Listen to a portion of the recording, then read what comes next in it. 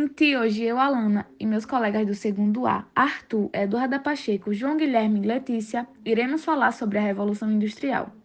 A Revolução Industrial foi um período de grande desenvolvimento tecnológico, que teve início na Inglaterra a partir da segunda metade do século XVIII e se espalhou pelo mundo, causando grandes transformações. Ela garantiu o surgimento da indústria e consolidou o processo de formação do capitalismo. Olá pessoal, tudo bom? Meu nome é João Guilherme e estarei falando sobre um pouco da primeira Revolução Industrial. No século XVIII teve início na Inglaterra a primeira Revolução Industrial, marcada por mão de obra barata, abundante e barata e acúmulo de capital pela burguesia inglesa. A Inglaterra se tornou pioneira na transição da manufatura para a maquinofatura. Com a descoberta do carvão, início das indústrias têxteis e dentre outros, houve uma intensa mudança na economia inglesa. O capitalismo se fortalecia e saía da fase comercial e dava início à fase industrial. As condições das fábricas eram precárias, lugares insalubres e as horas de trabalho eram de 16 horas ou mais. Não haviam leis trabalhistas, crianças e mulheres ainda trabalhavam. Com isso, em pouco tempo, a Inglaterra se tornou a maior potência europeia e mundial. Bem, pessoal, meu nome é Eduarda Pacheco e, como vocês já sabem, eu vim falar aqui sobre a primeira revolução industrial.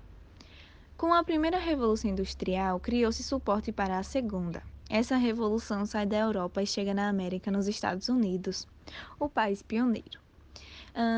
Iniciou-se na segunda metade do século XIX, entre 1850 e 1870, e finalizou-se no fim da Segunda Guerra Mundial, entre 1939 e 1945, envolvendo uma série de desenvolvimentos dentro da indústria química, elétrica, do petróleo e do aço. Com o petróleo como fonte de energia, a mão de obra pouco mais qualificada, produção em série e o automóvel.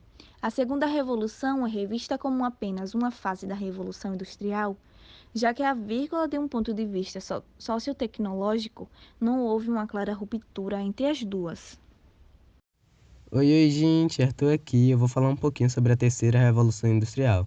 Bom, ela corresponde ao período após a Segunda Guerra Mundial, em que o aprimoramento e novos avanços passaram a abranger o campo da ciência, integrando-se ao sistema produtivo.